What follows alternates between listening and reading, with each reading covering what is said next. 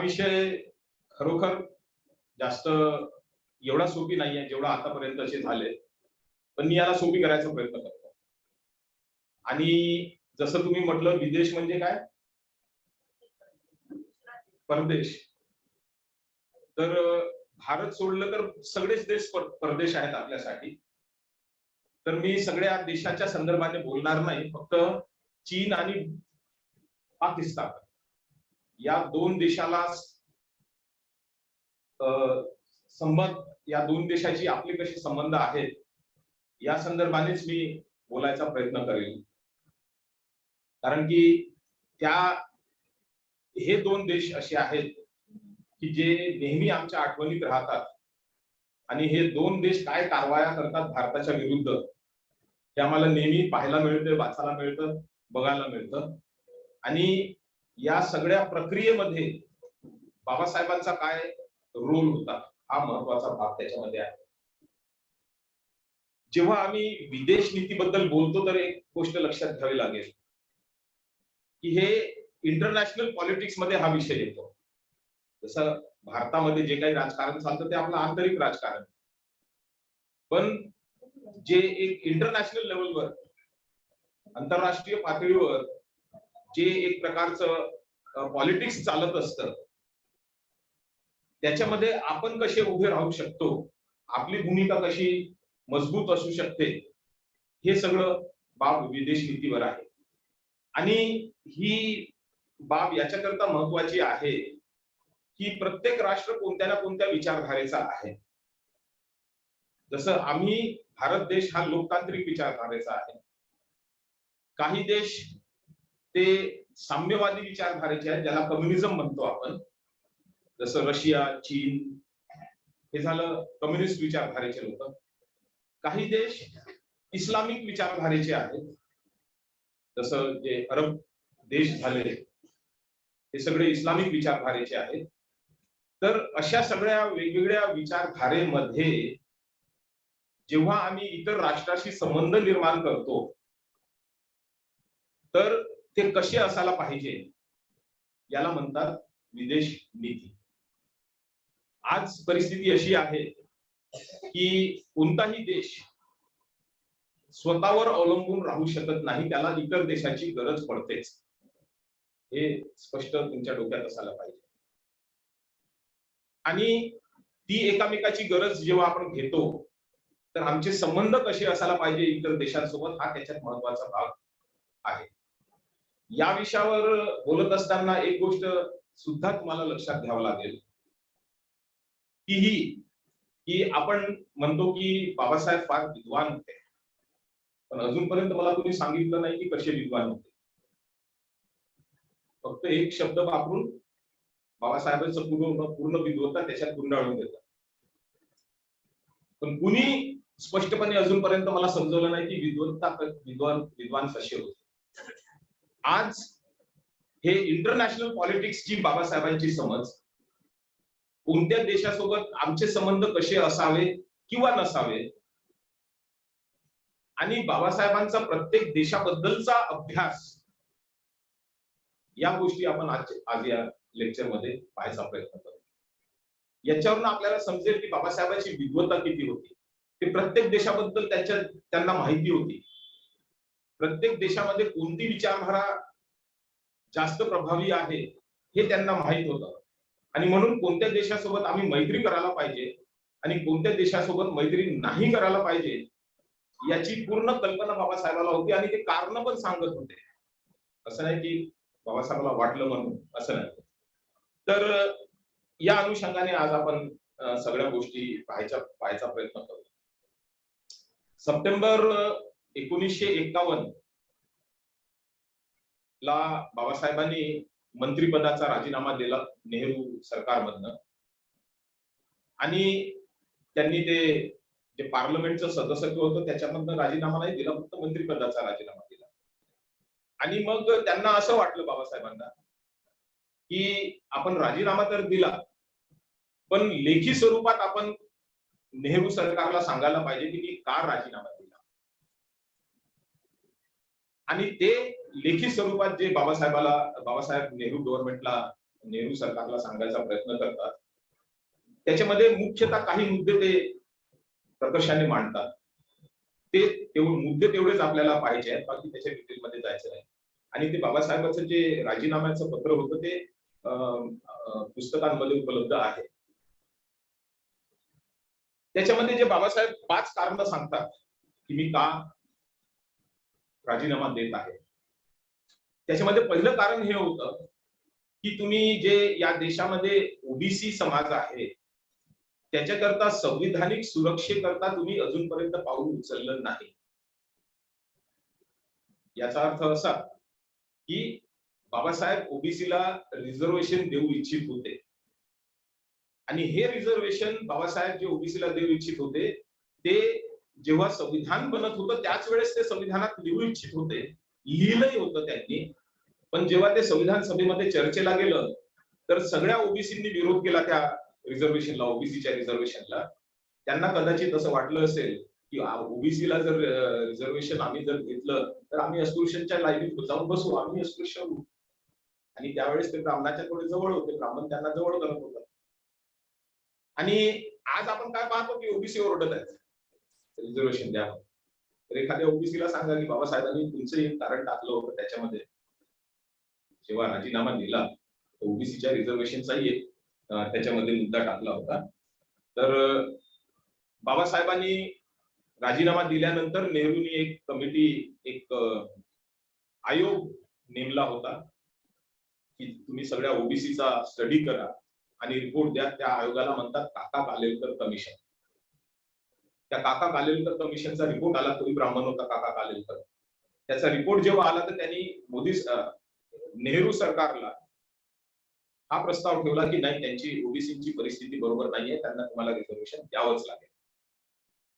तो आयोगाचा रिपोर्ट गेला कचऱ्याच्या डब्यात, काही झालं नाही. त्याच्यानंतर मंडल कमिशन आलं. मंडल कमिशननी सुद्धा आपला रिपोर्ट बनवला, सरकारला दिलं. आणि 1990 मध्ये हा जो प्रताप सिंग होता ना, विश्वनाथ प्रताप सिंग, बीपी सिंग, त्यांनी ते लागू केले.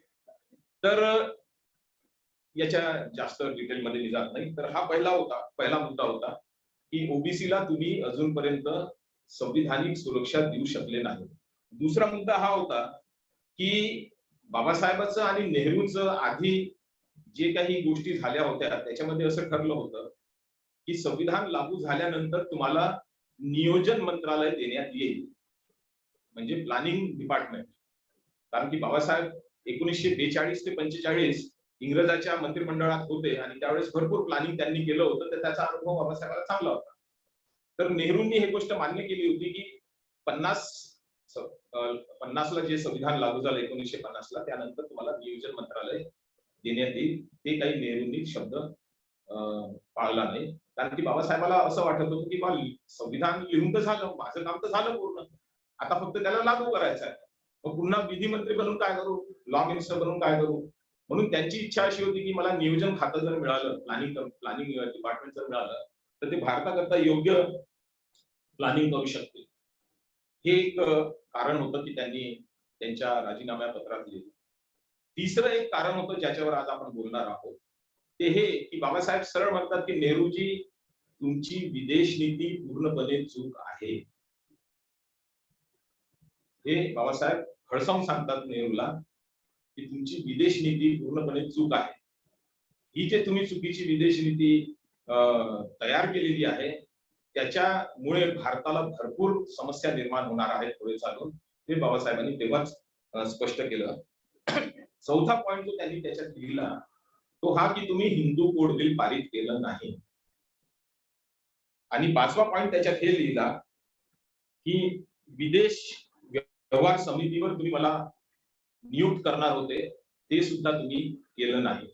तर हे जे 5 मुद्दे बाबासाहेबांनी आपल्या राजीनामा पत्रामध्ये दिले होते, त्या 5 मुद्द्यांमधनं आपण एकच मुद्दा पाहायचा प्रयत्न करू की ज्याच्यावर बाबासाहेबांनी आक्षेप घेतला होता की नेहरूची विदेश नीती चुकीची आहे, त्याच्यामुळे भारताला भरपूर प्रॉब्लेम येणार आहे.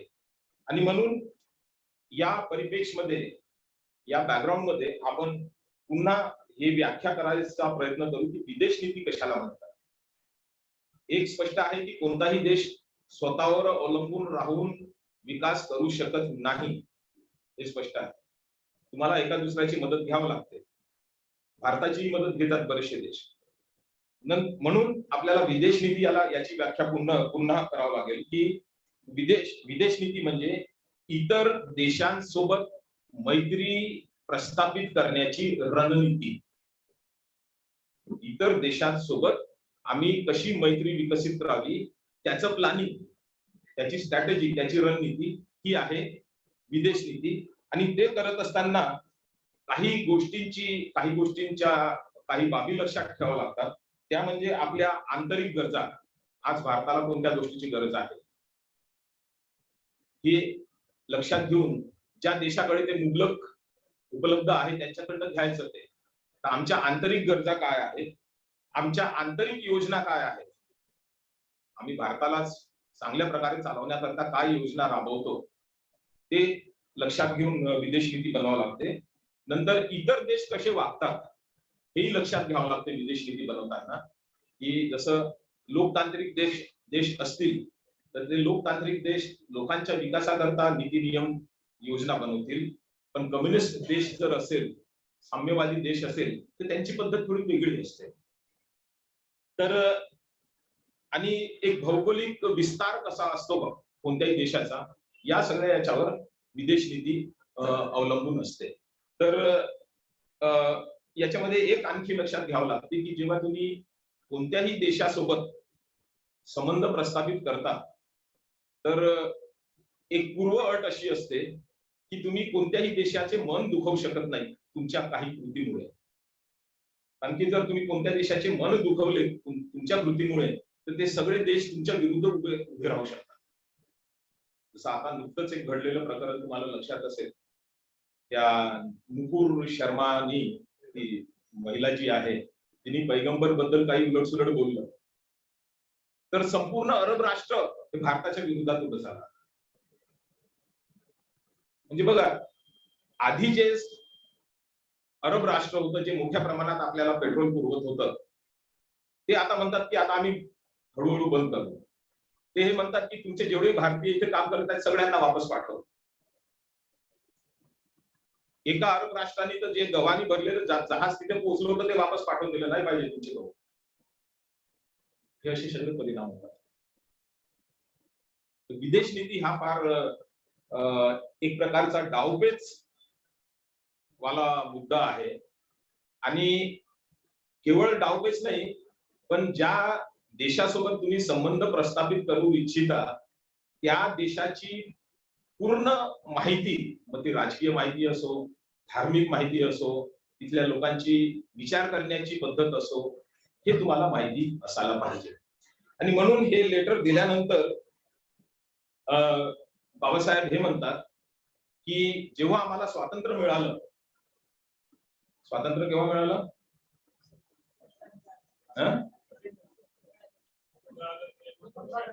15 ऑगस्ट.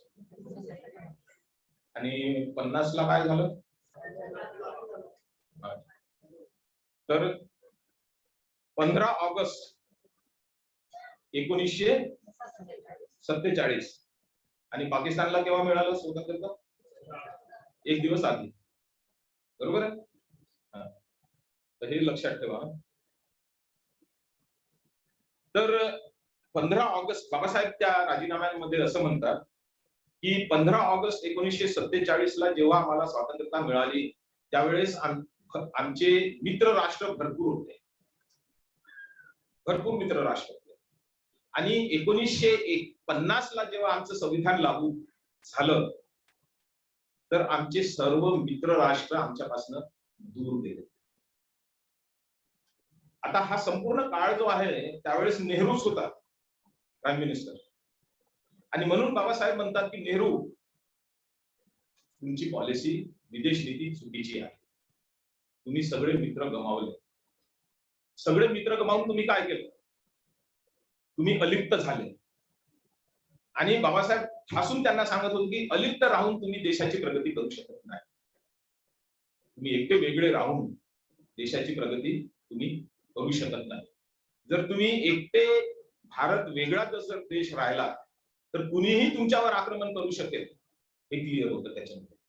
तर या राजीनाम्याच्या पत्रामध्ये बाबासाहेब हे म्हणतात की तुम्ही रक्षा विभागावर जे भारताला वर्षाच्या काठी 380 करोड रुपये राजस्व मिळते, पैसा येतो टॅक्सच्या माध्यमातून, त्याच्यामधनं तुम्ही 150 करोड रक्षा विभागावर खर्च करता.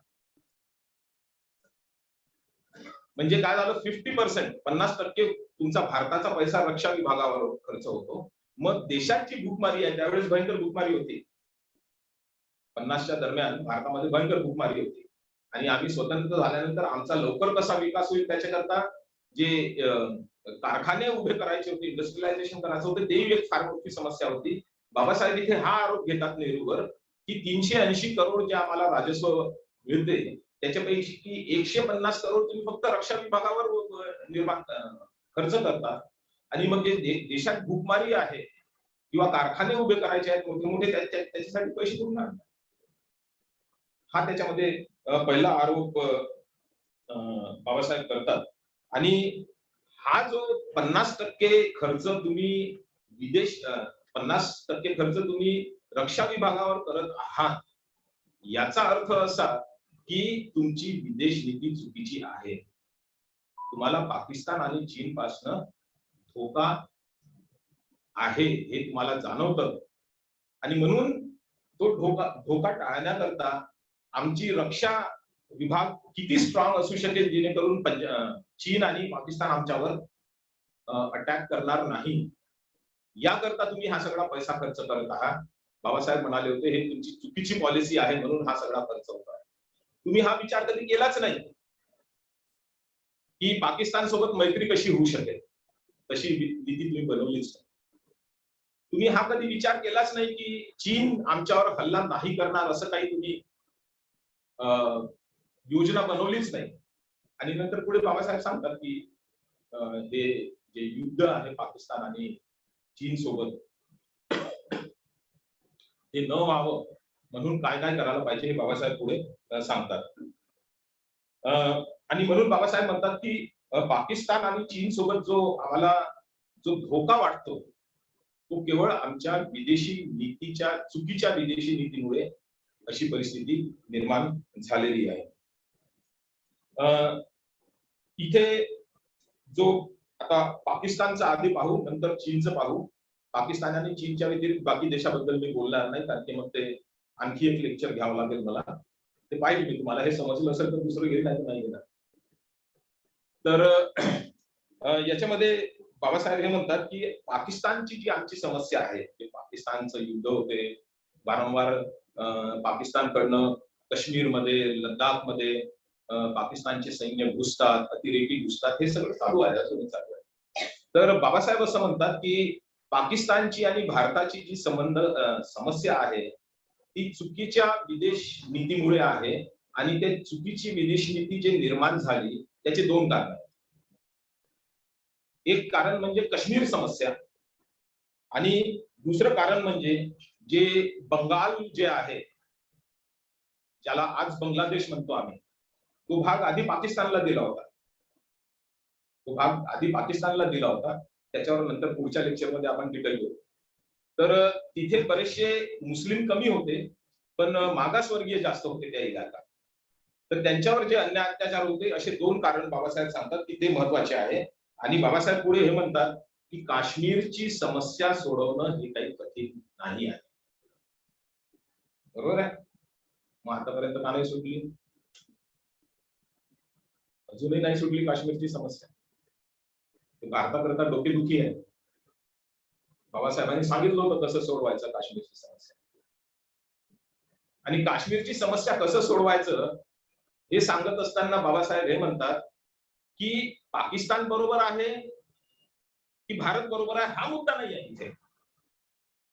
भारत बरोबर असू शकतं, भारताचं काही चुकलं नसेल असंही असू शकतं, पण सध्याच्या परिस्थितीमध्ये तुम्हाला असा विचार करावा लागेल की कोण बरोबर आहे हे सोडून द्या, काय बरोबर आहे आज हे ठरवा, जेणेकरून काश्मीरची समस्या पूर्णपणे संपेल. आणि म्हणून बाबासाहेब काय बरोबर आहे याच्यावर उपाय सांगतात, उपाय सांगायचा प्रयत्न करतात. तर याच्यामध्ये दोन बाबी लक्षात घ्यावं लागेल की काश्मीरची समस्या स्वातंत्र्याच्या वेळेस आणि काश्मीरची समस्या स्वातंत्र्य मिळून काही वर्ष 2-3 वर्षांनंतरची, या दोन भागात आपल्याला पाहावं लागेल. जेव्हा देशाला स्वातंत्र्य मिळालं त्यावेळेस या देशामध्ये 545 राजे रजवाडे होते. आणि जर हा भारत देश बनवायचा असेल तर हे सारे रजवाडे आणि सर्व राजे यांना संपवावं लागेल, अन्यथा भारत देश बनू शकत नाही. यांचं अस्तित्व तुम्हाला नकारावं लागेल, यांचं अस्तित्व संपवावं लागेल. तर जे 545 राजे रजवाडे होते तर त्याच्यापैकी काही रजवाडे, काही राजे हे अडून बसले होते की आम्ही भारतात सामील होत नाही. हैदराबादचा जो निजाम होता, म्हणजे हैदराबाद जो पूर्ण आंध्र आणि त्याचा इलाका महाराष्ट्राच्या औरंगाबाद पर्यंत होता, तर तुम्ही असं बघा की तो सगळा इलाका निजाम म्हणे की आम्ही भारतात सामील होत नाही. मग भारताचा नकाशा कसा असता? हे जे असं आहे मदाटेत गड्डा, कारण की तो तुमचा भागच नाही, तो तुमचा भागच नाही. पण ते कसं त्याला तयार केलं हा नंतरचा भाग आहे. बाबासाहेबांनी त्यांना दम दिला होता, तो आज आपला विषय नाही. प्रश्न काश्मीरचा आहे. तर स्वातंत्र्याच्या वेळेस असं झालं की बरेचसे राजे रजवाडे हे नवीन भारतामध्ये विलीन झाले. फक्त काही निवडक राजे रजवाडे होते की जे भारतामध्ये विलीन व्हायला तयार नव्हते आणि इथे सगळं फॉरेन पॉलिसी सुरू होते. त्याच्यापैकी एक काश्मीर होता. म्हणजे 15 ऑगस्ट 1947 चा दिवस उलटून गेला तरी काश्मीर भारतामध्ये सामील झाला नव्हता आणि काश्मीर पाकिस्तानमध्येही सामील झाला नव्हता. जर आज जर तशी अवस्था असती तर काय असतं की पाकिस्तान आणि काश्मीरच्या मध्ये, पाकिस्तान आणि भारताच्या मध्ये आणखी एक देश असता, काश्मीर नावाचा. तिथला जो राजा होता हरिसिंग, तो शेवटपर्यंत म्हणत होता की नाही, मी भारतात सामील होत नाही, मी जर शक्य झालं तर पाकिस्तानमध्ये सामील होईल किंवा मग स्वतंत्र राहील. तर ह्या सगळ्या अडचणी त्यावेळेस चालू होत्या. आपण फक्त काश्मीरच्या संदर्भातच विचार करत आहोत. जेव्हा पाकिस्तान वेगळं झालं तेव्हा पाकिस्तानला जो पहिला प्राईम मिनिस्टर होता लियाकत अली खान आणि हा जो जिन्ना होता, तो गव्हर्नर होता, त्याला कायदे आझम म्हणायचे. याला नेहमी वाटायचं की काश्मीर पाकिस्तानमध्ये असावं, काश्मीर हे पाकिस्तानमध्ये असावं, हे नेहमी वाटायचं त्याला. हे 15 ऑगस्ट 1947 च्या नंतरची गोष्ट सांगत आहे. तर जिन्नाने काय केलं की काश्मीर आपल्या कब्जात घेण्याकरता तिकडनं त्यांनी ठरवलं की भारतावर युद्ध करायचं. आणि त्यावेळेस पटेल जे होम मिनिस्टर होते त्यांच्या पुढे प्रश्न निर्माण झाला की जर त्यांनी युद्ध केलं तर आपण काय करावं, आणि काश्मीर त्यांनी कब्जा करून टाकला तर आपण काय करावं, काय होईल आपलं. कारण की काश्मीरमध्ये घुसले तर आणखी जम्मूमध्ये येतील, जम्मूमधून पंजाबमध्ये येतील आणि हळूहळू पूर्ण भारत काबीज करून टाकतील, ही त्यांची भीती होती. तर ही जी परिस्थिती निर्माण झाली तर त्यावेळेस जे शेवटचे व्हाईसरॉय इथे होते लॉर्ड माउंटबॅटन, त्यांना या नेत्यांनी, पटेल नेहरूंनी म्हटलं की सैन्य पाठवा इथं काश्मीरमध्ये. माउंटबॅटन म्हणाला मी सैन्य पाठवणार नाही, कारण हे आता 2 देश झाले आणि दोन्ही देशामध्ये जे मिलिटरीचे कमांडर बसले आहेत ते इंग्रजच आहेत. तुम्ही इंग्रजाच्या विरुद्ध भांडवू देणार नाही, तुम्ही तुमचं पाहत बसा. आणि मग हा फार मोठा प्रश्न निर्माण झाला की आता काश्मीर कसं टिकवून ठेवायचं. राजा हरिसिंग भारतामध्ये सामील व्हायला तयार नाही आणि तिकडून जिन्नानी सैन्य पाठवलं. सैन्य कोणतं, त्यांना काय वेगळाच शब्द आहे, ते त्यांचे रेग्युलर आर्मी नव्हते, कबिले म्हणतात त्याला, कबिले. कबिले म्हणजे तिथले जे रानटी लोक होते जंगलातले, जे दष्टपुष्ट लढाया करणारे रानटी, टोटल रानटी, त्यांना तिकडून ते पाठवलं त्यांनी आणि ते काश्मीर जे अनंतनागच्या पुढे जो भाग आहे तिथून भारतामध्ये घुसले आणि त्यांना श्रीनगर पर्यंत यायचं होतं. तेव्हा पटेल नेहरूला वाटलं की आता काश्मीर आमच्या हातून गेला, तो पाकिस्तानचा भाग झाला. आता हे असं का घडलं? कारण की नेहरूची जी चुकीची पॉलिसी होती पाकिस्तान सोबत, त्याच्यामुळे हे घडलं. त्याचं डिटेल मी इथे सांगणार नाही, पण तिथे मग बाबासाहेबांचा रोल येतो. बाबासाहेबांनी पटेलला म्हटलं, कारण की पटेल हे गृहमंत्री होते त्यावेळेस, पटेलला म्हटलं की मी सैन्य तिथे पाठवायला तयार आहे, तुम्ही मला मदत करा, तुम्ही मला विमानं द्या, मी सैन्य पाठवतो तिथे. आता बाबासाहेब कोणत्या आधारावर बोलते? कारण की त्यावेळेस जी महार बटालियन होती त्याचे कमांडर पीपी सिंधू होते, पीपी संधू, हे बाबासाहेबांचे चांगले मित्र होते, महार बटालियनचे कमांडर. आणि बाबासाहेबांनी पीपी संधू सोबत बोलणं केलं की आपल्याला महार बटालियन पाठवायची आहे, आणि तो त्यांनी मान्य केलं. ते मान्य केल्यानंतर दुसऱ्या दिवशी सकाळी लगेच पूर्ण महार बटालियन श्रीनगरला जाऊन पोहोचली आणि ते कबाली जे होते पाकिस्तान मधून रानटी लोक पाठवलेले, ते जवळपास श्रीनगर पासून 20 किलोमीटर दूर होते. तर हे सगळं महार बटालियन सैन्य तिथे जाऊन ते त्यांच्यासोबत भांडले, लढले आणि त्याला हाकलत खदेडत फार दूरपर्यंत घेऊन गेले. हे सगळं चालू असताना नेहरूंनी काय केलं? नेहरूला वाटलं की परिस्थिती कदाचित हाताच्या बाहेर जाईल, म्हणून नेहरूंनी असं ठरवलं की हा प्रश्न, काश्मीरचा प्रश्न, आपण युनायटेड नेशन ऑर्गनायझेशन, UNO ज्याला म्हणतो, तिथे घेऊन जाऊ आणि तिथून आदेश आणू. आता बघा फॉरेन पॉलिसीचं डोकं कसं काम करते. बाबासाहेबांना हे माहित होतं की युनायटेड नेशन ऑर्गनायझेशन मध्ये कसे ठराव होतात. बाबासाहेबांनी नेहरूला म्हटलं की तू तिथे जाऊ नको, मला आणखी 2 दिवस दे, 1 हप्ता झाला होता, मला आणखी 2 दिवस दे. त्यांना फार दूरपर्यंत मी खदेडत आणलं, आणखी 2 दिवस लढाई चालू दे, मी त्यांना पूर्ण पाकिस्तानात पोहोचवून देतो. नेहरूंनी ऐकलं, नेहरूंनी बाबासाहेबांचं नाही ऐकलं आणि नेहरू गेले युनायटेड नेशन ऑर्गनायझेशन मध्ये, तिथे हा प्रश्न मांडला. युनायटेड नेशन ऑर्गनायझेशनने लगेच त्यांना ऑर्डर दिला की जी परिस्थिती आहे युद्धाची तिथेच सगळे थांबा आणि युद्ध करू नका. सगळे तिथेच थांबले, जैसे थे वैसे थे. म्हणून आज समस्या काय निर्माण झाली की जैसे थे वैसे थे हा अशा परिस्थितीत आदेश आला की भारताचा थोडासा भाग बाकी होता, तो भाग आज डिस्प्युटेड आहे, ज्याला पाक ऑक्युपाइड काश्मीर म्हणतो आपण, आणि ते लोक म्हणतात इंडियन ऑक्युपाइड काश्मीर. तो विवादित भाग आजही विवादित आहे. आणि म्हणून याच्यामध्ये हे समजायला पाहिजे की बाबासाहेबांची विदेश नीतीची सोच किती जबरदस्त होती की त्यांना हे माहित आहे की UNO मध्ये जाऊन काय होणार आहे. नेहरूंनी ऐकलं नाही आणि म्हणून आज काश्मीरचा प्रॉब्लेम आजही तसाच जिवंत आहे. इथे बाबासाहेबांची विद्वत्ता तुम्हाला दिसते, आजही तसाच ती समस्या जिवंत आहे आणि काश्मीरचा प्रॉब्लेम त्यावेळेस लटकून राहिला. आजही 1/3 1/3 काश्मीरचा भाग हा डिस्प्युटेड इलाका आहे. पाकिस्तान म्हणतो की हा आमचा भाग आहे, भारत म्हणतो हा आमचा भाग आहे आणि ते त्याचा निर्णय लागत नाही. हा झाला फॉरेन पॉलिसीचा भाग. तर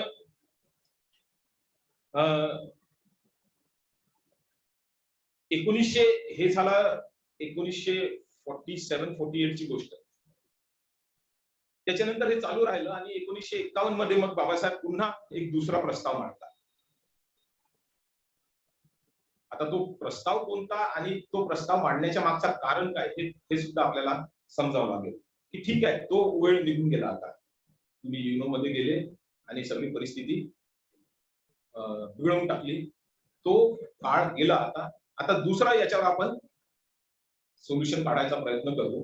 आणि हे सोल्युशन काढत असताना बाबासाहेब हाच स्टँड घेतात की काश्मीर कुणाकडे असावं नसावं, कोण बरोबर आहे हा मुद्दा नाही आहे.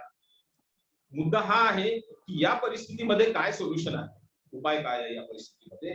तर बाबासाहेब एक उपाय देतात की तुम्ही काश्मीरला 2 भागामध्ये विभाजन करा. एक भाग म्हणजे जम्मू आणि लेह लडाख, आणि दुसरा काश्मीरच्या खोऱ्या, जिथे मोठ्या संख्येने मुस्लिम्स लोक राहतात. तर असं 2 भागामध्ये काश्मीरचं विभाजन करा. एक भाग पाकिस्तानला देऊन टाका, एक भाग आपल्याकडे ठेवा. त्याच्यानी प्रश्न सुटतील.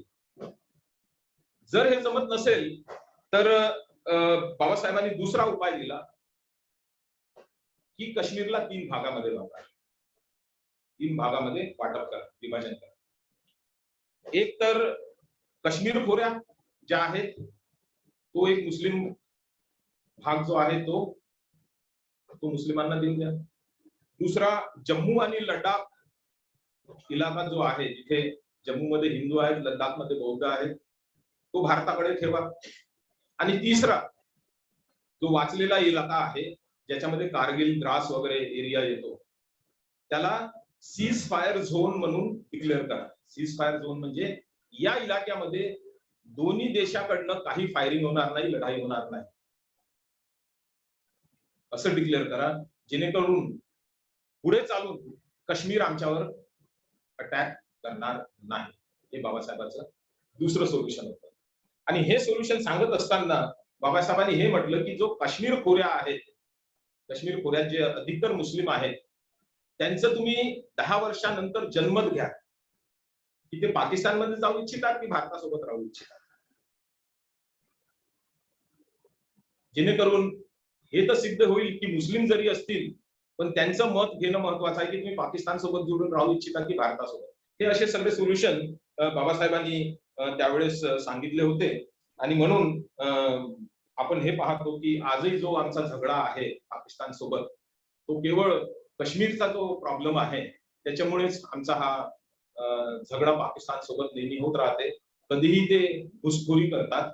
आणि आता ते प्रकरण एवढं वाढलंय की बऱ्याचशा लडाख मधल्या किंवा जम्मूच्या लोकांना घाबरवून ते इस्लाम मध्ये धर्मांतरही करत आहेत. बरेचशा ते जे लडाख साईड आहे, जो पूर्ण पहाडी इलाका आहे, तिथून ते घुसपैठ होत राहते. आणि तुम्हाला माहित आहे की ते अनंतनाग वगैरे जो एरिया आहे तिथपर्यंत हे सगळे अतिरेकी येऊन पोहोचतात. एवढंच नाही तर तिथे ते पाकिस्तानचा झेंडा जास्त फडकवतात, भारताचा झेंडा नाही फडकवतात. हे लक्षात घ्यायला पाहिजे. मग ते 370 वगैरे आली तो आपला मुद्दा नाही आहे आता.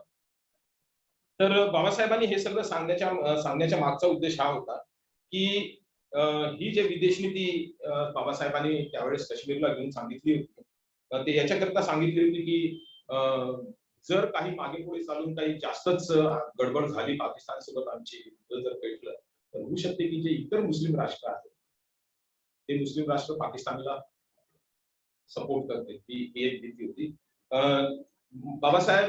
बाबासाहेबांनी हे जे काश्मीरचं विभाजन करून पाकिस्तानला हिस्सा देणं आणि काही हिस्सा भारताकडे ठेवणं, याच्या मागे बाबासाहेबांची भूमिका हीच होती की आमच्या दोघांमध्ये मैत्री असावी. आणि मैत्री असण्याकरता काहीतरी हे विभाजन होणं गरजेचं आहे. आणि त्याचा दुसरा इफेक्ट हा होईल, दुसरा परिणाम हा होईल की रक्षा विभागावर जो फार मोठ्या प्रमाणात पैसा खर्च होतो तो होणार नाही. आणि हाही एक बाबासाहेबांचं हे सगळं सांगण्याचा मागचा उद्देश हा होता की भारताने कधीही अलिप्त भूमिका घ्यायची नाही. जागतिक पातळीवर वेगवेगळ्या देशामध्ये काय हालचाली चालू आहेत हे लक्षात घेऊनच तुम्हाला तुमची भूमिका ठरवावी लागेल, ज्याच्यामुळे तुम्हालाही फायदा होऊ शकेल आणि रक्षा विभागावर तुमचा जास्त खर्च होणार नाही, हा मुद्दा सुद्धा लक्षात घ्यावा लागेल. तर हे सगळं चालत असताना वेगवेगळ्या वर्तमानपत्रामध्ये बऱ्याचशा बातम्या येत होत्या. तर एका वर्तमानपत्राने एक स्पष्टपणे हे लिहिलं होतं की नेहरूच्या विदेश नीतीमुळे कोणतंही राष्ट्र, परराष्ट्र भारताचा मित्र नाही. आणि बाबासाहेबांच्या सांगितलेल्या विदेश नीतीमुळे नेहरू मंत्रिमंडळातला एकही मंत्री बाबासाहेबांचा मित्र नाही. कारण बाबासाहेब जे सांगत होते नेहरूला नाही पटलं तर त्यांच्या मंत्रिमंडळाला नाही पटणार, सिंपल आहे. पण ते डोकं वापरत नव्हते की याच्याने काय नुकसान होत आहे, काय फायदा होत आहे, हे सगळं त्याच्यामध्ये आपल्याला पाहायला मिळतं.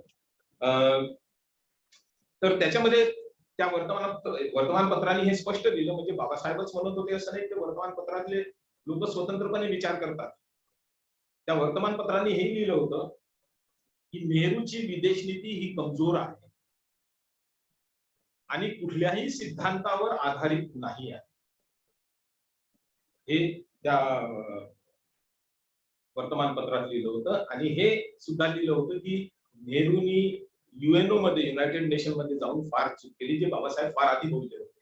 नंतर कळू लागलं वर्तमानपत्रात की युएनओ मध्ये जाऊन जो काश्मीरचा प्रॉब्लेम, काश्मीरची समस्या मांडली आणि जो आदेश देऊन आले ते चुकीचं होतं. आणि ते वर्तमानपत्रामध्ये हेही लिहिलं होतं की हे युद्ध आणखी चालू ठेवायला पाहिजे होतं. पाकिस्तानचे जे कबाली इथे आले होते त्यांना तिथे पूर्णपणे खदेडून जर गेलो असतो तर पूर्ण काश्मीर आज आमच्या हातात होतं असतं.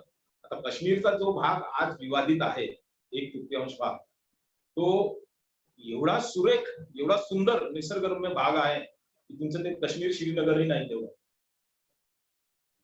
जर तुम्ही ते गुगलवर सर्च करा हुंज घाटी म्हणून, हुंज घाटी जर पाहिलं त्याचे चित्र तर तुम्हाला असं वाटेल की हे म्हणजे ते आपण बुद्धिझम मध्ये देवलोक म्हणतो ना, तशातलं ते जबरदस्त एरिया आमच्या हातून सुटला. आणि या सगळ्या कारणामुळे बाबासाहेबांनी काश्मीरचं विभाजन चा प्रस्ताव मांडला होता. आणि काश्मीरचं विभाजन करून भारत आणि पाकिस्तानमध्ये मैत्रीचे संबंध कसे विकसित होतील त्याच्यावर बाबासाहेबांचा जास्त भर होता. आणि हे करत असताना बाबासाहेबांनी हेही लक्षात घेतलं की पुढे चालून कुठल्याही हालतीत पाकिस्तानचा कुठलाच प्रभाव काश्मीरवर राहता कामा नये. कुठल्याही हालतीत पाकिस्तानचा प्रभाव काश्मीरवर राहता कामा नये. पण आज आपण हे बघतो की काश्मीरमध्ये पाकिस्तानचे झेंडे फडकवल्या जातात. ते तुमचे अतिरेकी श्रीनगर पर्यंत येतात आजही. तो लाल चौक म्हणून जो फेमस चौक आहे तिथपर्यंत अतिरेकी येतात. हे सगळं बाबासाहेब 51 मध्ये बोलत होते, 1951 मध्ये. आणि बाबासाहेब वारंवार सांगत होते की हे सगळं करा तुम्ही, हे सुधरवा परिस्थिती, नाहीतर तुम्हाला पाकिस्तान सोबत तुमचे वारंवार युद्ध होत राहतील. आणि म्हणून आपण बघतो की 1962 आणि 1971 मध्ये पाकिस्तान भारतचे युद्ध झाले.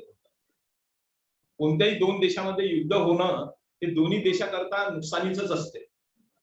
जरी एक देश जिंकेल त्या युद्धामध्ये पण ते नुकसानीच होते. प्राणहानी होते, अर्थव्यवस्था ढासळते, पुन्हा तुम्हाला वर उठायला भरपूर ताकद लागते. ह्या सगळ्या गोष्टी त्याच्यामध्ये आहेत. तर बाबासाहेब जे सुरुवातीपासून सांगत होते ते न ऐकल्यामुळे 1962 आणि 1971 मध्ये भारत आणि पाकिस्तानचं युद्ध झालं. याच्यावरनं हे स्पष्ट होते की नेहरूची विदेश नीती ही चुकीची होती आणि बाबासाहेब जे विदेश नीती सांगू इच्छित होते ती बरोबर होती. तर आजही आपण बघतो, आजही बघा, तो तर 50चा काळ गेला, पण आजही बघा रक्षा विभागावर भारताचा किती बजेट खर्च होतो. भयंकर पैसा लागतो रक्षा याच्यावर.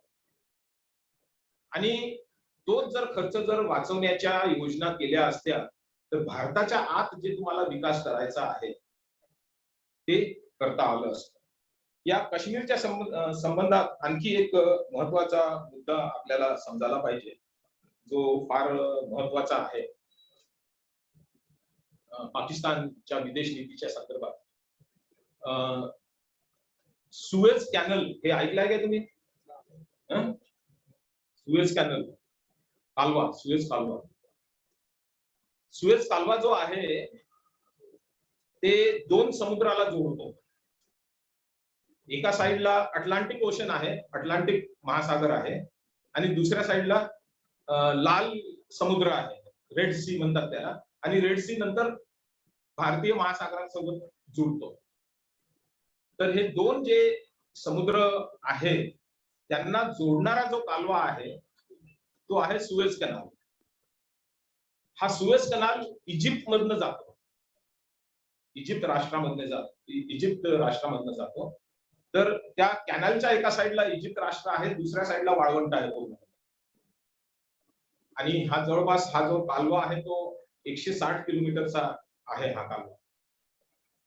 तर त्यावेळेस जेव्हा नेहरू होते इथे, त्यावेळेस तिथले जे प्राईम मिनिस्टर होते ते होते नासेर.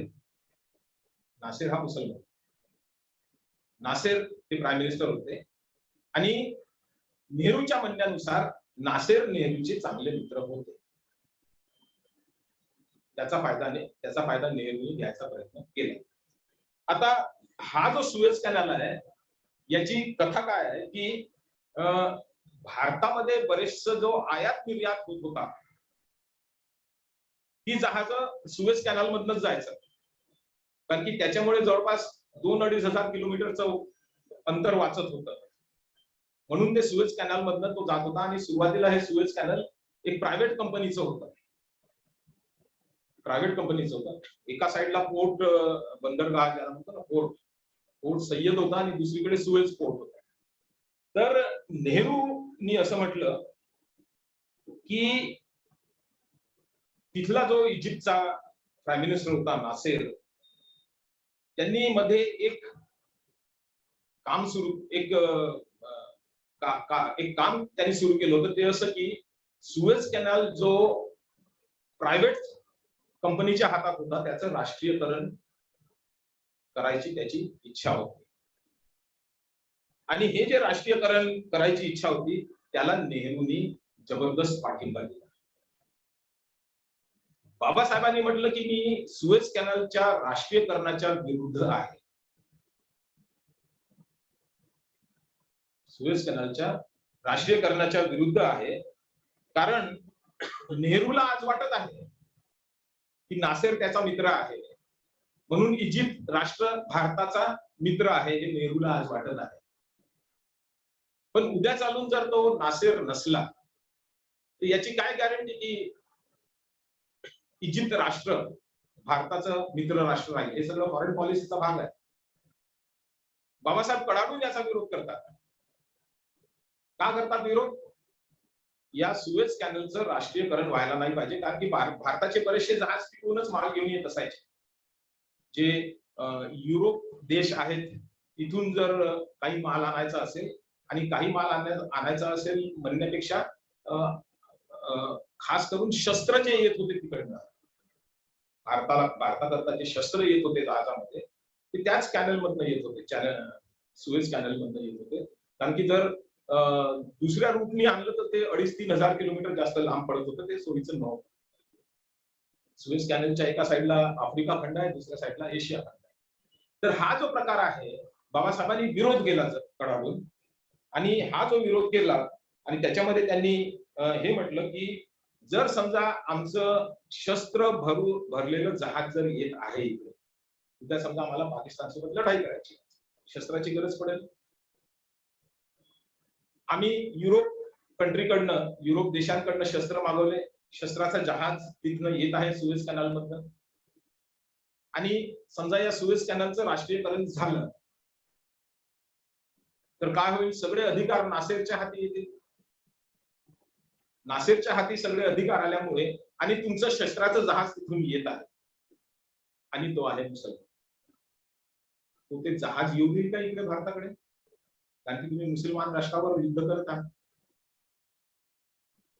बाबासाहेबांनी म्हटलं हे पॉसिबल नाही आहे, तुमचं तो जहाजच येऊ देणार नाही इकडे शस्त्राचा, तुम्ही पाकिस्तानला चूप बसवू शकणार नाही. आणि समजा तिथून सोडलं त्याने पोर्ट सय्यदवर, कारण तिथे पहिलं टोक होतं, तिथून जर सोडलं आणि पाकिस्तानला सांगितलं की पहा हे जहाज येत आहे, तर ते जहाज भारतात पोहोचायच्या पहिले पाकिस्तान हल्ला करून ते नष्ट करेल, कारण सांगितले. याचा अर्थ असा आहे की बाबासाहेबांना त्या देशाचंही किती नॉलेज होतं की काय करू शकतात आणि कधी काय होऊ शकते. हा सगळा विदेश नीतीचा भाग आहे. आणि म्हणून बाबासाहेबांनी नेहरूला कडाडून विरोध केला होता. नेहरूंनी जे इजिप्तच्या प्राईम मिनिस्टरला सपोर्ट केला होता की त्या सुएझ कॅनलचं राष्ट्रीयकरणच्या मुद्द्याला जे सपोर्ट केला होता, बाबासाहेबांनी कडाडून विरोध केला होता. जर तो प्रायव्हेटच्या हाती असेल तर प्रायव्हेट कंपनी त्याला सोडून देईल त्या जहाजाला तिथून, कारण की त्यांचं इंटरेस्ट एवढाच आहे की बा आमचं टॅक्स भरणे पुढे जा, त्याच्या पलीकडे त्यांचा काही इंटरेस्ट नाही. आणि 76% माल घेऊन भारतात माल घेऊन येणारे जहाज होते आणि इथून 70% जहाज इतर देशात माल पुरवणारे होते. एवढं भारताचं ट्रॅफिक त्या कॅनल मधनं होतं. आणि मग एखाद्या त्या नासेरच्या डोक्यात आलं की नाही, पाकिस्तान सोबत तुम्ही युद्ध करत आहे का, तुमची नसनाडीच बंद करतो. कारण की ते आधी मुसलमानाकडे झुकत्या. तो नेहरूचा मित्र असेल तर त्याला काही घेणं देणं नाही. ते कदाचित एकत्र इंग्लंडला शिकले होते, पण ते अशी जर वेळ आली मुसलमानाच्या धर्माची तर ते तुमची मित्रत्व बाजूला ठेवून ते धर्माच्या रक्षणाकरता ते काही करते. म्हणून बाबासाहेबांनी कडाडून विरोध केला या राष्ट्रीयकरणाला. आणि इथे सुद्धा आपण हे बघतो की बाबासाहेबांनी जे फॉरेन पॉलिसी जे सांगितली होती त्या फॉरेन पॉलिसीमध्ये त्यांनी जे सुएझ कॅनलचं राष्ट्रीयकरण होतं त्यालाही विरोध केला. म्हणजे याचा अर्थ तुम्हाला हे समजावं लागेल की बाबासाहेबाला तो पूर्ण भौगोलिक एरियाची माहिती होती आणि त्या सुएझ कॅनलच्या त्या साईडला कोणते देश आहेत, ते कसे भारतासोबत वागतात, आणि ते जहाज पोहोचायच्या आधी पाकिस्तान पहिले येते, नंतर भारताचं बंदरगाह येते. ही सगळी परिस्थितीचा अभ्यास बाबासाहेबांना फार चांगल्या प्रकारे होता आणि म्हणून बाबासाहेबांनी विदेश नीतीचा भाग म्हणून या राष्ट्रीयकरणाला कडाडून विरोध केला होता. नेहरूंनी त्याला सपोर्ट केला होता. हे घडलेला भाग आहे. तर हे पाकिस्तानच्या संदर्भात आपल्याला पाहायचं आहे, सांगायचा मी प्रयत्न केला. दुसरा जो मुद्दा आहे की चायनाचा भारतासोबत 1962 मध्ये युद्ध झालं होतं, बरोबर आहे. आणि 1962 मध्ये जे युद्ध झालं होतं त्यावेळेस चायना अरुणाचल मध्ये फार आतपर्यंत घुसला होता आणि तिथे सिक्कीमकडे जो नथुला पास वगैरे जो आहे तिथून तो भारतामध्ये शिरायचा प्रयत्न करत होता. तर बाबासाहेबांचं चायनाबद्दल आणि रशियाबद्दल एक असं मत होतं की हे दोन्ही कम्युनिस्ट राष्ट्र आहेत, हे कम्युनिझमला मानणारे राष्ट्र आहेत, त्यांच्यासोबत मैत्री करू नका, कारण आम्ही लोकतांत्रिक विचारधारेचे लोक आहोत. लोकतांत्रिक विचारधारा आणि कम्युनिस्टांची विचारधारा हे कधीच जुळत नाही आणि जर जुळत नसलं तर झगडे होत राहतील. लोकतांत्रिक विचारधारेमध्ये तुम्हा सगळ्यांना विचारून सरकार बनते, हे लोकतंत्र आहे. कम्युनिस्टांमध्ये काय झालं की तो व्लादिमीर पुतीन जो आहे रशियाचा प्रेसिडेंट, त्यांनी ठरवून टाकलं की 2036 पर्यंत मीच राहील प्रेसिडेंट. कानून पास केला, त्यांनी कायदा पास करून टाकला. म्हणजे काय, तिथे दडपणशाही आहे. चायनाचा जो कोण आहे तो जिंगपिंग त्यांनी एक नियम पास करून टाकला की मरेपर्यंत मीच राहील प्राईम मिनिस्टर. भारतामध्ये हे शक्य आहे काय? म्हणजे हेकेखोरी आहे तिथे, दडपणशाही आहे. आणि म्हणून बाबासाहेब म्हणत होते आम्ही लोकतांत्रिक लोक आहोत, या कम्युनिस्ट विचारधारेच्या देशासोबत आमचं कधीच जमणार नाही. पाहिजे तर तुम्ही अमेरिकेसोबत मैत्री करा, पाहिजे तर तुम्ही इंग्लंड सोबत, युरोप कंट्रीज सोबत मैत्री करा, कारण की तिथेही लोकतांत्रिक देश आहे. तर हे जे हा जो प्रकार आहे, बाबासाहेबांनी म्हटलं होतं की चायनापासून तुम्हाला प्रॉब्लेम येणार आहे. आणि म्हणून सुरुवातीला म्हणजे जे 60-70च्या आसपास असतील त्यांना माहित असेल की भारताला जेव्हा भारताची सत्ता पूर्णपणे हातात आली भारताच्या, तर सर्वात पहिले भारताचा कोण मित्र होता? रशिया. भारताचा मित्र हा रशिया होता आणि रशिया कम्युनिस्ट आहे.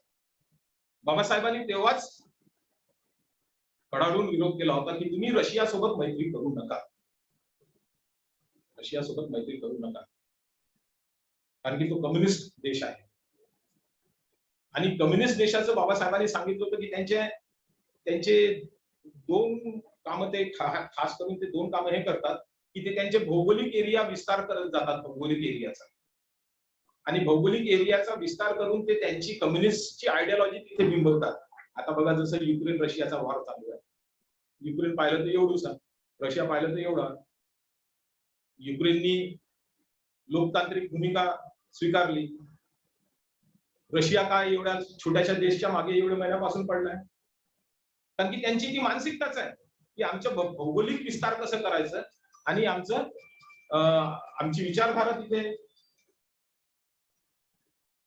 विचारधारा तिथे कशी राबवायची, हा त्यांचा मेन उद्देश आहे. आणि म्हणून जेव्हा रशियासोबत भारताची मैत्री झाली तेव्हा बाबासाहेब खुश नव्हते. त्यावेळेसही बाबासाहेबांनी म्हटलं की तुम्ही रशियासोबत मैत्री करून चूक करता. ते केव्हा म्हटलं? 51 मध्ये. याचा ज्वलंत उदाहरण म्हणजे मध्ये भरपूर काही घटना घडल्या, त्या सगळ्या घटनांमध्ये मी जात नाही, पण आता वर्तमान काळात जे ज्वलंत उदाहरण घडलं ते तुम्हाला लक्षात येईल की जेव्हा युक्रेन आणि रशियाचं युद्ध चालू होतं तर सगळे राष्ट्र युक्रेनची साईड घेत आहेत, एकटा भारत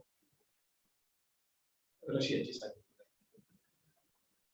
जर तुम्ही एकटे रशियाची साईड घेत असाल तर जे 60-70 देश युक्रेनची साईड घेत आहेत ते उद्या तुम्हाला मदत कशी करतील? तुमचे मित्र कसे राहणार? आणि सरकारने काय उत्तर दिलं? आम्ही रशिया सोबत का जात आहोत? का उत्तर दिलं? कारण की आम्हाला सगळे शस्त्र आणि विमान रशियातून मिळतात. अरे सोडून द्या ना त्याला, तुम्ही दुसरीकडून घ्या ना. फ्रान्स मधूनही आणले ना ते राफेल, असे नारळ फोडून आणले ना. नारळ फोडायला गेला होता तो राजनाथ फ्रान्स मध्ये. तर हा त्याच्यामध्ये मुद्दा आहे की फॉरेन पॉलिसीमध्ये बाबासाहेबांनी स्पष्ट सांगितलं की कम्युनिस्ट विचारधारेची आणि लोकतांत्रिक विचारधारेची कधीच मैत्री होऊ शकत नाही. आणि म्हणून 1951 मध्ये बाबासाहेबांनी हे स्पष्ट सांगितलं की 1951 ची गोष्ट बोलत आहे की मी बाबासाहेबांनी स्पष्ट सांगितलं की चीन हे आज नाही उद्या तुमच्यासोबत आक्रमक बनेल. आणि 1962 मध्ये ते युद्ध झालं. तर जे बाबासाहेबांनी 1951 मध्ये म्हटलं ते 62 मध्ये सुरू झालं. आणि म्हणून याच्यावर बाबासाहेबांनी एकदा चीनने नेपाळ मधूनही भारतावर अटॅक करायचा प्रयत्न केला होता, तेव्हा बाबासाहेबांनी त्याच्यावर उपाय सांगितला. बाबासाहेबांनी काय उपाय सांगितला हा महत्वाचा आहे की चीनकडून जो धोका आहे तो पाकिस्तानपेक्षा मोठा धोका आहे. कारण चीन जेवढा बलशाली आहे तेवढा पाकिस्तान नाही आहे. तर चीन सोबत तुम्हाला युद्ध टाळायचं असेल तर चीन आणि भारताच्या मध्ये जे छोटे छोटे राष्ट्र आहेत त्याला बफर स्टेट बनवा. बफर स्टेट म्हणजे काय? ते छोटे छोटे राष्ट्र भारताचे मित्र राष्ट्र बनवा आणि त्यांचे सगळे लाड पुरवा. त्यांचं सैन्य राहणार नाही, सैन्य भारताचंच त्यांना मदत करेल. जसं भूटान, तुम्ही गेलं काय भूटानला तुमच्यापैकी? गेलं ना? तर भूटान हे जे आहे हे बफर स्टेट आहे. म्हणजे चीनला जर भारतावर अटॅक करायचा आहे तर तो भूटानच्या साईडने नाही करू शकत, कधीच नाही करू शकत. हे बाबासाहेबांची स्ट्रॅटेजी सांगत आहे. भूटानच्या साईडने हे कधीच अटॅक करू शकत नाही चीन. पण त्या बदल्यात काय की भूटानचे सगळे लाड पुरे करावे लागतात. त्यांना अन्न धान्य, इकडे 100 रुपये पेट्रोल तर तिकडे 60 रुपये पेट्रोल. म्हणजे तुम्ही जर भूटानला गेले असाल तर मध्ये फक्त एक फाटक आहे. या साईडला जळगाव आहे आणि त्या साईडला जळगाव भारताचा आणि त्या साईडला फुल स्लिंग. तर जळगावला या तुम्ही, घरी परत यायला तिथून टॅक्सी घ्या जलपाईगुडी पर्यंत. तो टॅक्सीवाला म्हणते पहिले 500 रुपये द्या. तो 500 रुपये घेते, त्या फाटक मधून भूटानमध्ये घुसते आणि पेट्रोल भरून येते. कारण की इथे 110 आहे तिथे 60 रुपये आहे. असे सगळे लाड पुरवावे लागतात. तर त्याच्यामुळे भूटानचे स्वतःचं सैन्य नाहीये, भूटानचं स्वतःचं सैन्य मुळीच नाही. तर आज जर समजा अशी परिस्थिती आली की चायनाला भारतावर अटॅक करायचा आहे, तर तो भूटानच्या साईडने नाही करू शकत. आणि जर प्रयत्न केला तर भारताला पूर्ण वेळ मिळते की त्यांना तिथून पडताळून परत हाकलायचं. तसंच बाबासाहेबांनी हे म्हटलं होतं की जो तिबेटचा भाग आहे, तिबेट, तोही भारताचा मित्र राष्ट्र बनवा, त्यालाही आपल्यासोबत घ्या. नेपाळला आपल्यासोबत मित्र राष्ट्र बनवा. नेपाळकडनं कधी झाला काय चायनाचा अटॅक? नाही. तिबेटला पण आपलं मित्र राष्ट्र बनवा, हे बाबासाहेबांची फॉरेन पॉलिसी आहे. तिबेटला आपलं मित्र राष्ट्र बनवा, जेणेकरून भारताची आणि चायनाची सीमा एका दुसऱ्याला लागून कधीच राहू शकणार नाही. नाही केलं नेहरू. न केल्यामुळे काय, तिबेटच्या साईडनी अरुणाचलची जी बॉर्डर आहे ती त्यांना मिळाली. आणि आज जर युद्ध म्हणजे 62चं जे युद्ध झालं, 1962चं युद्ध, तेही त्याच साईडने झालं, अरुणाचल साईडने. आणि पुढे जर काही युद्ध व्हायचं असेल तर ते अरुणाचलकडूनच होणार आहे. तर हे जे कम्युनिस्ट राष्ट्रांची मानसिकता आहे की दुसऱ्याचा भौगोलिक भाग हस्तगत करायचा, कॅप्चर करायचा आणि तिथे मग कम्युनिझमची विचारधारा राबवायची. तर आपण हे पाहतो की ते भूटानकडनं ते अटॅक करू शकत नाही. तर भूटान आणि अरुणाचलच्या मध्ये जो जॉईनिंग पॉईंट होता तिथे डोकलाम म्हणून आहे, एकदा तिथून अटॅक करायचा प्रयत्न केला, तिथपर्यंत रस्ता बांधला, पण ते यशस्वी नाही झाले. दुसरं तुम्ही बघा की सिक्कीम मध्ये जो नथुला पास म्हणून आहे, तिथून त्यांनी अटॅक करायचा प्रयत्न केला, तेही त्यांना जमलं नाही. आणि सुरुवातीला ते म्हणत होते की सिक्कीम चायनाचा भाग आहे. 1997-98 मध्ये त्यांनी तो अधिकार सोडला, नाही तर तोपर्यंत ते म्हणत होते की सिक्कीम हा चायनाचाच भाग आहे.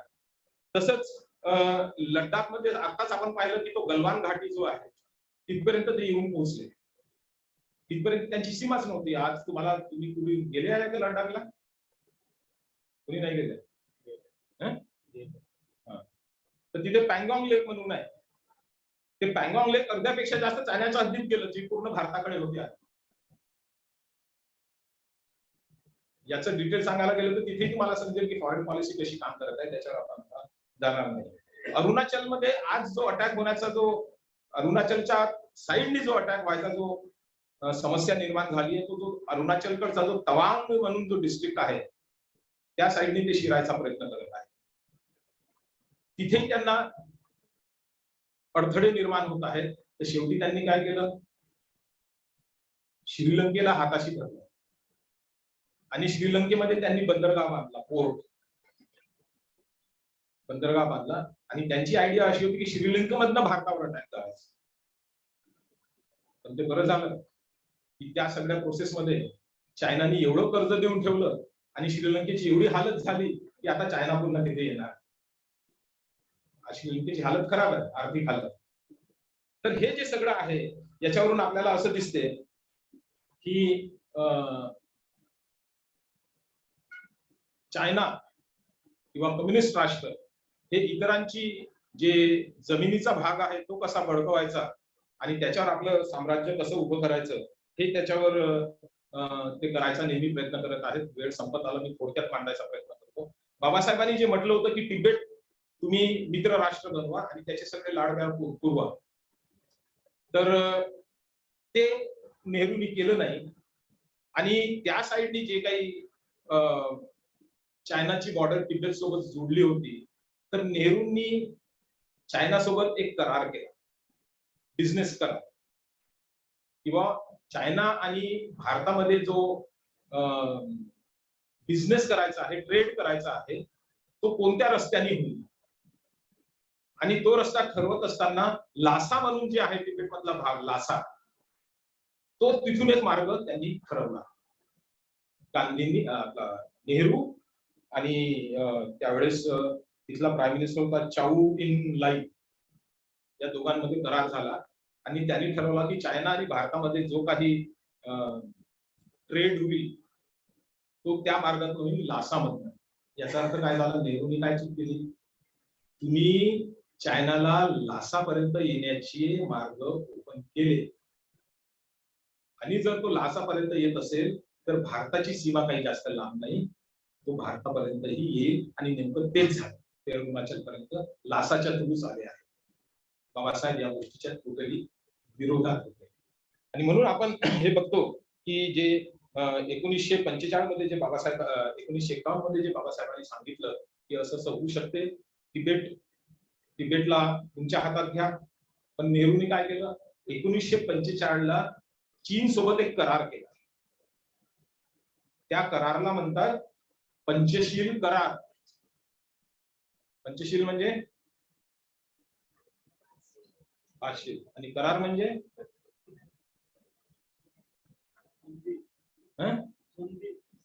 करार म्हणजे समझौता. पंचशील मध्ये काय समझौता करायचा आहे? 5 मध्ये. हे तर इतक्या हजारो वर्षापासून आहे. नेहरूंनी पुन्हा कशाला त्याच्यामध्ये हात घुसवायचा? कशाला डोकं टाकायचं? काही गरज नव्हती त्याची. पंचशील करार हा नाहीये जो तुम्ही 5 म्हणता, तो नाहीये, पूर्णपणे वेगळं आहे ते. त्यावेळेस तुम्हाला लक्षात येईल, जुन्या लोकांना माहित असेल की एक नारा फेमस झाला होता, हिंदी चीनी भाई भाई, है ना? त्या करारानंतर झाला तो पंचशील करारानंतर. आता पंचशील करार म्हणजे ते मिक्स करू नका. त्या पंचशील करार हा जो नेहरूंनी आणि त्या प्राईम मिनिस्टरनी केलं, त्याच्यावर सर्वात प्रथम बाबासाहेबांनी आक्षेप घेतला की तुम्ही त्याला पंचशील करार नाव का दिलं? कारण की पंचशील या शब्दाशी काहीतरी पवित्रता बुद्ध धर्माची जोडलेली आहे. तुम्ही त्याला हे नाव द्यायला नव्हतं पाहिजे. गांधीवर नेहरूवर पडावून टीका केली बाबासाहेब. आणि त्या करारामध्ये 5 पॉइंटवर अग्रीमेंट झालं म्हणून त्याला पंचशील म्हणतात. ते 5 पॉइंट कोणते होते? की चायना आणि भारताच्या मधले संबंधाचे 5 पॉइंट्स होते. ते हे की एक दुसऱ्याच्या राष्ट्रीय अखंडता व सार्वभौमाचा आपण एक दुसरे आदर सन्मान करू, हा पहिला पॉइंट. दुसरा पॉइंट होता की एक दुसऱ्यावर आक्रमण आपण करणार नाही. तिसरा पॉइंट होतं एक दुसऱ्याच्या आंतरिक इंटरनल मामल्यामध्ये आम्ही हस्तक्षेप करणार नाही.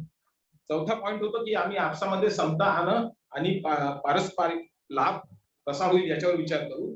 आणि 5वा पॉइंट होता की आम्ही शांतीपूर्वक सह अस्तित्व निर्माण करू.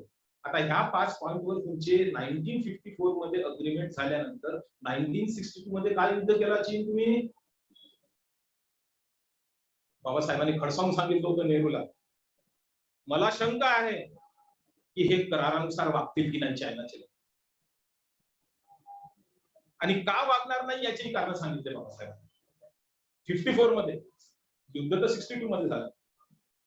54 मध्ये बाबासाहेबांनी क्लिअर सांगितलं की हे चीनी लोक आहेत ना, हे जे तुम्ही करार केला तिथल्या प्राईम मिनिस्टर सोबत, हे त्या करारानुसार वागणार नाही, हे तुमच्यावर युद्ध करणारच. आणि का करणार हे सुद्धा कारण सांगितले. आता वेळ नाही तर तेही सांगितलं असतं. आणि म्हणून हे सगळ्या चायना सोबत या गोष्टी घडत आल्या आणि चायना आणि भारताचे रिलेशन आजही तेवढे चांगले नाही आहेत. कधीही काही वॉर होऊ शकते. चायना तेच बघत आहे की कसं भडकवायचं. आजही ते म्हणतात की अरुणाचल चायनाचा भाग आहे, आजही म्हणतात. तर आजच्या घडीला जर पाहिलं की चायना आणि भारतासोबत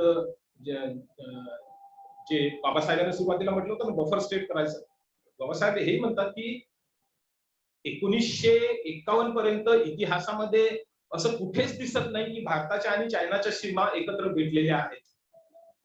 असं कुठेच नाही. पण आता एकत्र का भेटलं?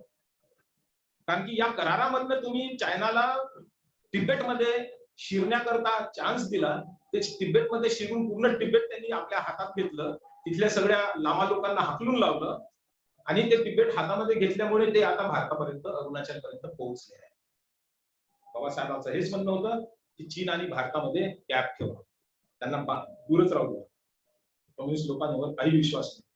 तर हे जे आहे, तर आज जे आमच्या समोर जो फार मोठा प्रश्न आहे चायनाला घेऊन, तो हा आहे की एकतर जे सीमा आहे, बॉर्डर आहे, त्याचा एक झगडा आहे. तुम्ही ऐकलं असेल मॅकमोहन लाईन. मॅकमोहन लाईन म्हणजे ही 2 चायना आणि भारताची सीमा जी आहे, लाईन आहे, त्याला मॅकमोहन लाईन म्हणतात. त्याला घेऊन नेहमीच झगडे होत असतात भारताचे आणि चीनचे, ते ती लाईन खालीवर सरकवत राहतात, भारत इकडून सगळत राहतं, ते मॅकमोहन लाईन.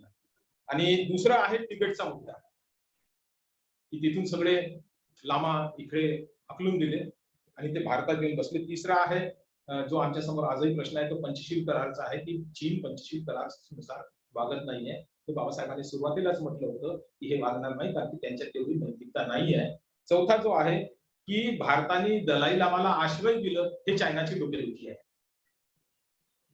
चायनाची फार मोठी डोकेदुखी आहे. नंतर चीन द्वारा चुकीचे नकाशे प्रकाशित करणं, चीन मध्ये मध्ये नवीन नकाशे प्रकाशित करते आणि त्याच्यामध्ये भारताचा काही हिस्सा दाखवते, अरुणाचल दाखवून दिलं आहे चीनचा हिस्सा. मग इकडे सगळ्याचं वातावरण निर्माण होते. तर आज आमच्या समोर हे सगळे मुद्दे आहेत, जे चीन सोबत आमचं शत्रुत्वाचा मामला इथे निर्माण होतो. मला वाटते दुसरं लेक्चर घ्यायला पाहिजे होते याच्यावर, पण मी ते घेणार नाही, कारण की मला आधी आढावा द्यावा लागेल की हे समजलं की नाही समजलं. कारण की आधीच मला वॉर्निंग मिळालं होतं की हे समजणार नाही लोकांना, मी समजवायचा प्रयत्न केला. ठीक आहे, बाकीचं पाहू पुढे. आणखी आपला एक वर्ग बाकी आहे. जय भीम, जय भारत.